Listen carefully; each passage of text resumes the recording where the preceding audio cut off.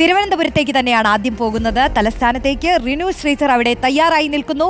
Rinu, good morning. Good morning, very very good morning. എന്താണ് വിശേഷം? തിരുവനന്തപുരം സജീവമായി തുടങ്ങിയോ? തിരുവനന്തപുരം എന്താണ് വാർത്താ പ്രഭാതത്തിലേക്ക് കടന്നു എന്ന് തന്നെ നമുക്ക് പറയാം. അതിഗംഭീര വാർത്തകളായിരിക്കും ഇന്ന്. ആശാസമരം നമുക്കറിയാം 43-ാം ദിവസത്തിലേക്ക് ആകുന്നു. അവരുടെ നിരാഹാര സമരം 5-ാം ദിവസത്തിലേക്കാകുന്നു. ഇന്ന് കൂട്ട ഉപവാസം ഇരിക്കുന്നു. ഇങ്ങനെ അതുപോലെ തന്നെ മുഖ്യമന്ത്രി വിളിച്ച ഉന്നതതല യോഗമുണ്ട്. നിയമസഭ ഇന്ന് അവസാനിക്കുകയാണ്. ഇങ്ങനെ വലിയ വാർത്താ തിരക്ക് തന്നെയാണ് ഇന്ന് തിരുവനന്തപുരത്ത് നിന്നുള്ളത്. നമുക്ക് ഏറ്റവും പ്രധാനപ്പെട്ട വാർത്തയിലേക്ക് ആദ്യം വരാം. നമ്മൾ ലഹരിയുടെ ഒരു പോരാട്ടം ഇങ്ങനെ തുടർന്നുകൊണ്ടിരിക്കുകയാണ്.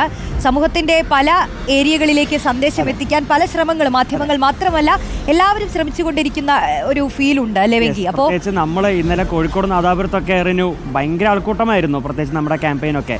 അപ്പോൾ അങ്ങനെയൊക്കെ നടക്കുന്ന സമയത്ത് ഇപ്പോൾ ഈ സർക്കാർ തന്നെ അതിനൊരു മുൻകൈ എടുക്കുന്നു എന്നതൊരു നല്ല കാര്യമാണ്. ഇപ്പോൾ മുഖ്യമന്ത്രി വിളിച്ച ഉന്നതതല യോഗം അത് ഇന്നാണല്ലേ ലഹരിക്കെതിരെ. അപ്പോൾ ആരൊക്കെ പങ്കെടുക്കും, എന്തൊക്കെ നടപടികൾ സർക്കാർ സ്വീകരിക്കാൻ പോകുമെന്നാണ് നമ്മൾ അറിയുന്നത്. റിനു,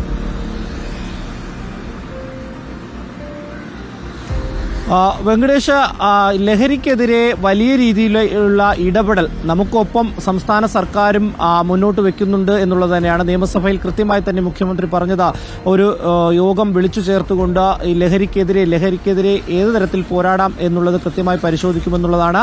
അത്തരത്തിലുള്ള ഒരു പരിശോധന ഇന്ന് 11 മണിക്കുണ്ട്. മുഖ്യമന്ത്രിയുടെ നേതൃത്വത്തിൽ ഉന്നതതല യോഗം വിളിച്ചിട്ടുണ്ട്. തദ്ദേശം, അതുപോലെ തന്നെ ആരോഗ്യം, എക്സൈസ് എന്നീ വകുപ്പുകൾ അവിടെ ചുമതലയുള്ള മന്ത്രിമാർ, ഒപ്പം ഉന്നത പോലീസ് ഉദ്യോഗസ്ഥരും എക്സൈസ് ഉന്നത ഉദ്യോഗസ്ഥരടക്കമുള്ളവർ ഇന്ന് യോഗത്തിൽ പങ്കെടുക്കുമെന്നുള്ളതാണ്. ഈ ഉദ്യോഗതല ഒരു യോഗമാണ് ഇന്ന് ചേരുന്നതെങ്കിൽ അടുത്ത ദിവസം തന്നെ ഈ രാഷ്ട്രീയ പാർട്ടി നേതാക്കളുടെ ഉൾപ്പെടെയുള്ളവരുടെ യോഗം മുഖ്യമന്ത്രിയുടെ നേതൃത്വത്തിൽ ചേരുന്നുണ്ട് എന്നുള്ളതാണ്. ഏത് തരത്തിൽ നിലവിൽ ഏതെല്ലാം തരത്തിലുള്ള ഒരു നടപടി സംസ്ഥാന തലത്തിൽ അല്ലെങ്കിൽ ഉന്നത ഉദ്യോഗസ്ഥരെടുത്തു എന്നുള്ളത് കൃത്യമായി ഇന്നത്തെ യോഗത്തിൽ അവലോകനം ചെയ്യും. ഇനി ഏതൊക്കെ തരത്തിലുള്ള ഇടപെടൽ നമുക്ക് നടത്താനാകുമെന്നുള്ളൊരു കാര്യവും യോഗത്തിൽ കൃത്യമായി തന്നെ ചർച്ച ചെയ്യും. വെങ്കടേഷ്, മറ്റൊന്ന്, ഇന്നലെ വന്ന വലിയൊരു പ്രഖ്യാപനം എന്ന് പറയുന്നത് BJPയുടെ സംസ്ഥാന അധ്യക്ഷനായി രാജീവ് ചന്ദ്രശേഖറിനെ തീരുമാനിച്ചതാണ്. അതിന്റെ ഔദ്യോഗിക പ്രഖ്യാപനം ഇന്നെപ്പോൾ നടക്കും റിനു?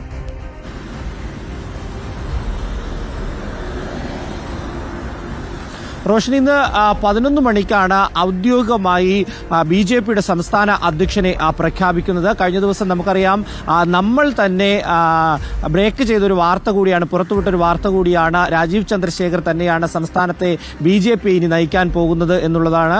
ഇന്നലെ നോമിനേഷൻ ഉൾപ്പെടെയുള്ള നടപടികൾ പൂർത്തിയാക്കിയിട്ടുണ്ട്. BJPയുടെ ഈ കോർ കമ്മിറ്റി യോഗമൊക്കെ തന്നെ ചേർന്നുകൊണ്ട് ഒരാളെ തീരുമാനിച്ച ഒരാൾ മാത്രമായിരിക്കും നോമിനേഷൻ നൽകുക. അത്തരത്തിലുള്ള നോമിനേഷൻ നടപടികളൊക്കെ തന്നെ നടന്നു കഴിഞ്ഞു. ഇന്ന് 11 മണിക്ക് ഔദ്യോഗികമായി തന്നെ രാജീവ് ചന്ദ്രശേഖരനെ ഈ സംസ്ഥാനത്തെ BJPയുടെ അധ്യക്ഷനായി പ്രഖ്യാപിക്കും. മറ്റൊന്ന് റിനു, ഈ സ്വകാര്യ സർവകലാശാല ബിൽ നമുക്കറിയാം LDFിലൊക്കെ ഒരുപാട് പ്രശ്നമുണ്ടാക്കിയൊരു ബില്ലായിരുന്നു.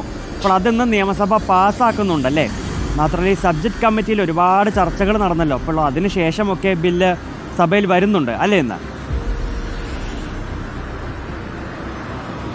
തീർച്ചയായും. അതായത് സംസ്ഥാന സർക്കാരിന് തന്നെ ഏറെ വിമർശനത്തിന് പാത്രമായി മാറിയ ഒരു ബില്ല് കൂടിയാണ് ഈ സ്വകാര്യ സർവകലാശാല ബിൽ അല്ലെങ്കിൽ സ്വകാര്യ സർവകലാശാല നിയമം എന്ന് പറയുന്നത്.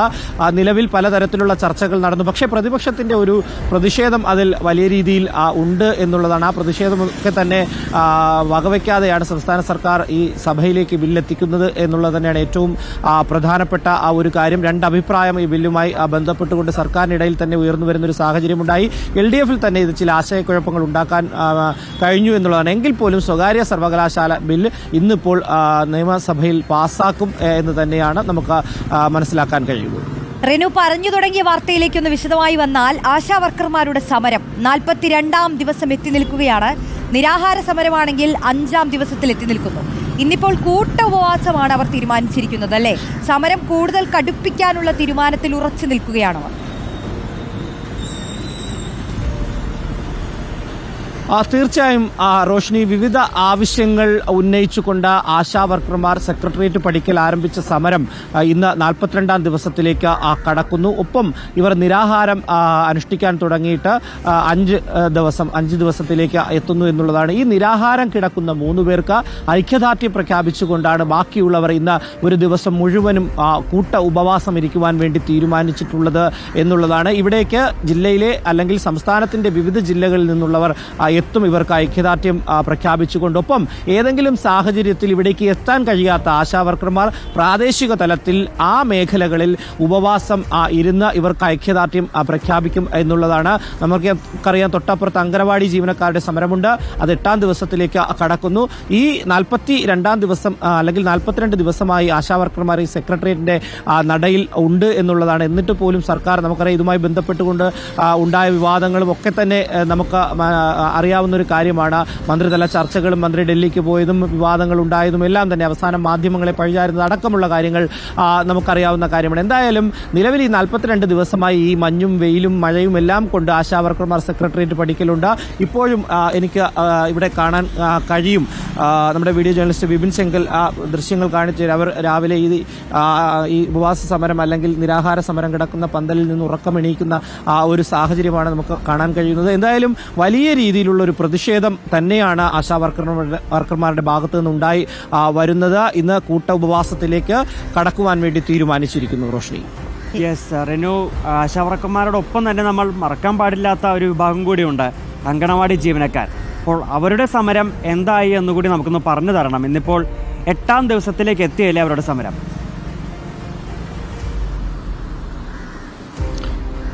ഈ ആശാവർക്കർമാരെ പോലെ തന്നെ ഓണറേറിയം വർദ്ധിപ്പിക്കുക, അതുപോലെ തന്നെ ഈ ഉത്സവബദ്ധ, അതുപോലെ തന്നെ പെൻഷൻ ആനുകൂല്യം, വിരമിക്കൽ ആനുകൂല്യം ഇതെല്ലാം തന്നെ വർദ്ധിപ്പിക്കണമെന്ന് ആവശ്യപ്പെട്ടുകൊണ്ടാണ് അംഗനവാടി ജീവനക്കാരും തൊട്ട് അപ്പുറത്ത് ഇവർ കിടക്കുന്നതിന് ഏകദേശം ഒരു 30 മീറ്റർ മാറി തൊട്ടപ്പുറത്ത് സമരം, രാപ്പകൽ സമരം. അവർ നിരാഹാരത്തിലേക്ക് കടന്നിട്ടില്ല, പക്ഷെ വരും ദിവസങ്ങളിൽ നിരാഹാരം ഉൾപ്പെടെയുള്ള സമരത്തിലേക്ക് കടക്കും എന്നുള്ളത് തന്നെയാണ് അവരും പങ്കുവച്ചിട്ടുള്ളത്. 8ാം ദിവസത്തിലേക്ക് എത്തുന്നു.